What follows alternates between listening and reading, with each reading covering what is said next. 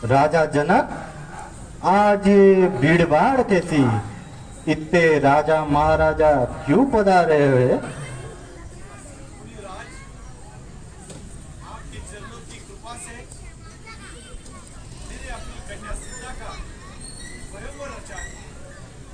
प्रण किया था कि जो इस शिव धनुष को भंग करेगा उसी से सीता का विवाह होगा। जल्दी सूरत बतला, ये शिव धनुआ किसने तोड़ा? इस बड़ी सभा में किसने सीता से नाता जोड़ा? जितना पृथ्वी पे राज तेरा वो सब नष्ट कर डालूंगा। जल्दी सूरत बतला। शांत हो जाओ मुनिवर, शांत। सारा भूमंडल तो निर्दोष है, दोषी तो मैं हूं, किंतु इसमें मेरा भी क्या दोष? पुराना सा धनुष्य था, चाप खींचते ही टूट गया। यदि इस पर भी आप मुझे अपराधी मानते हैं तो ऋषिवर, सेवक आपके दंड को प्रसन्नता से स्वीकार करेगा। क्या दोष राम? ये धनुष्य साधारण धनुष्य नहीं, बल्कि मेरे गुरु का धनुष्य है, शिव धनुष। इसे धनुष्य कहकर तूने अपराध ही नहीं, मेरे गुरु का अपमान किया है। अब इसका एक ही दंड, वो है प्राण दंड। बहुत सुंदर ऋषिराज, बहुत सुंदर। वेद शास्त्रों के ज्ञाता, क्या ही सुंदर ज्ञान है आपका। नीति शास्त्र के पंडित होकर क्या ही सुंदर न्याय किया है आपने। एक जर्जर पुराने गले गले से धनुष्य का इतना बड़ा मूल्य, धनुष्य भंग का मूल्य प्राणदंड, और वह भी मेरे स्वामी राम को। कहीं वृद्धावस्था में आपकी बुद्धि तो नहीं मारी गई? मूर्ख, बाल बुद्धि में तेरी बुद्धि मारी गई। संसार में प्रसिद्ध शिव धनुष क्या ऐसी धनुष के समान है? मुनिवर, हमारे लिए तो सभी धनुष्य एक समान है। पुराना धनुष्य तोड़ने में क्या लाभ, क्या हानि? श्री राम ने तो केवल हाथ ही में लिया था कि वह टूट गया। भला इसमें मेरे भ्राता जी का भी क्या दोष? क्या दोष? छोकरे, तुझे मेरा क्रोध नहीं मालूम। बालक समझ के तुझे छोड़ रहा हूँ, अन्यथा यमपुरी पहुंच जाता। तो क्या मुनिवर, आप अपने आप को बड़ा भारी योद्धा समझते हो और बार बार ये वर्षा दिखाकर मानो फूंक से पहाड़ उड़ाना चाहते हो? मतिमान, मैं क्षत्रिय कुल द्रोही हूँ, भृगुवंशी, बाल ब्रह्मचारी, अति निर्मोही हूँ। जिस करार फरसे ने रक्त की नदियां बहाई है, 21 बार इस आर्य भूमि को क्षत्रहीन बनाया है।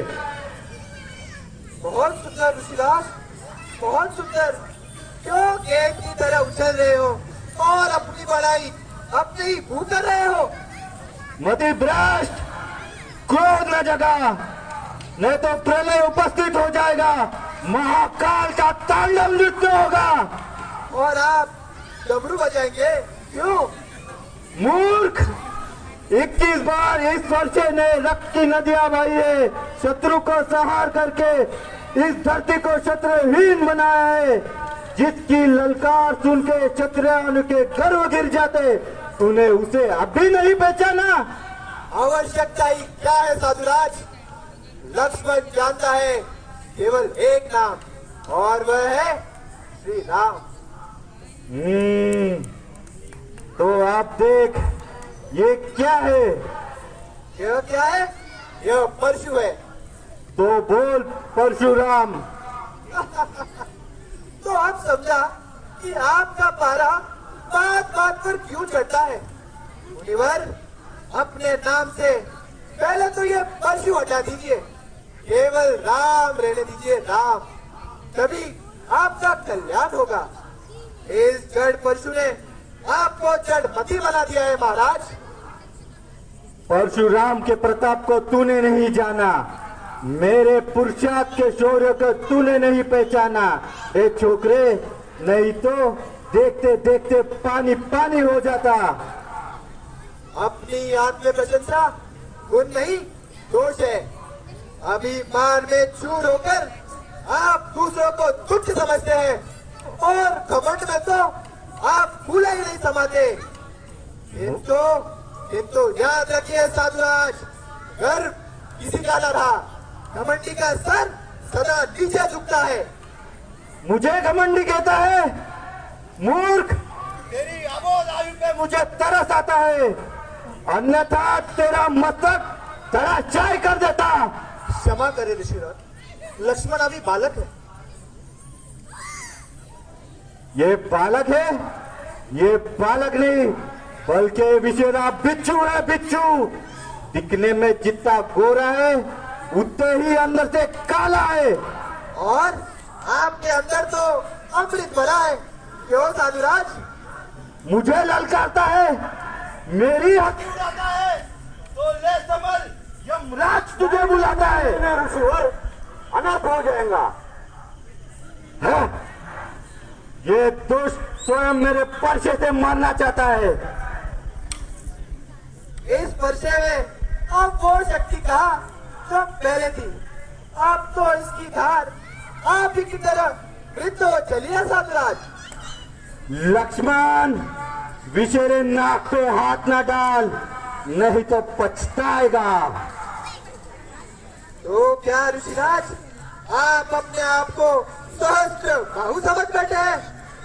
मैं तो केवल आपको ब्राह्मण समझकर छोड़ रहा हूँ, अन्यथा मेरे तीखे बाणों से अपने इस पंचा सहित विश्व भ्रमण पर निकल पड़ते। क्या कहा? विश्व भ्रमण? राम, इसे मेरी आंखों से दूर ले जा, अन्यथा यमलोक पहुंच जाएगा। मेरा क्रोध न जगा, अन्यथा। मुनिराज, बालक को क्षमा कर दीजिए। यदि लक्ष्मण आपका कुछ भी प्रभाव जानता तो इस तरह आपकी समानता न करता। यदि अबोध बालक चंचलता प्रकट करता भी है तो उसे गुरु, माता, पिता अबोध समझकर क्षमा कर देते। आप तो समदर्शी है, ज्ञानी है। ये बालक है, अबोध है, इसलिए बढ़ चढ़ कर चिढ़ा रहा है। ये जितना छोटा है अंदर ही उतना खोटा है। भृगुवंशी, आप ब्राह्मण हैं, आपके मन में दया भाव है। भला हमारी और आपकी समानता कैसे हो सकती है? तू है नरम, गरम है वो। क्या कुटिल नीति है दोनों की। देखते हो विश्वामित्र, चालाकी अपने चेलों की। तू यहाँ मुझे नरमी दिखाता है और वहाँ बेचारे बिच्छू को भड़काता है। अब तो यही होगा, अन्यथा मेरे साथ युद्ध कर या अपना नाम राम कहलाना छोड़ दे।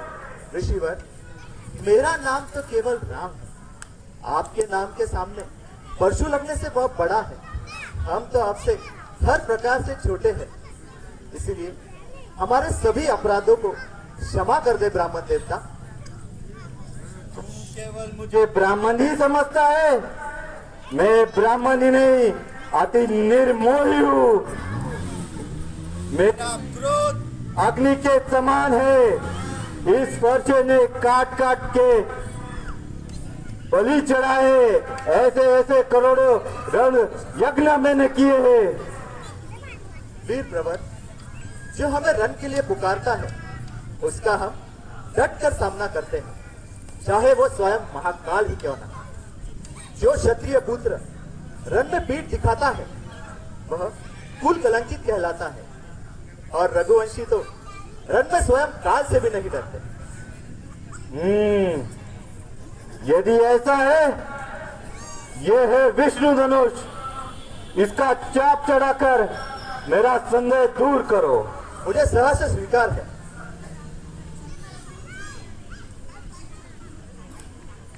धन्य धन्य हो राम। इस छोटी आयु में इतना तेज,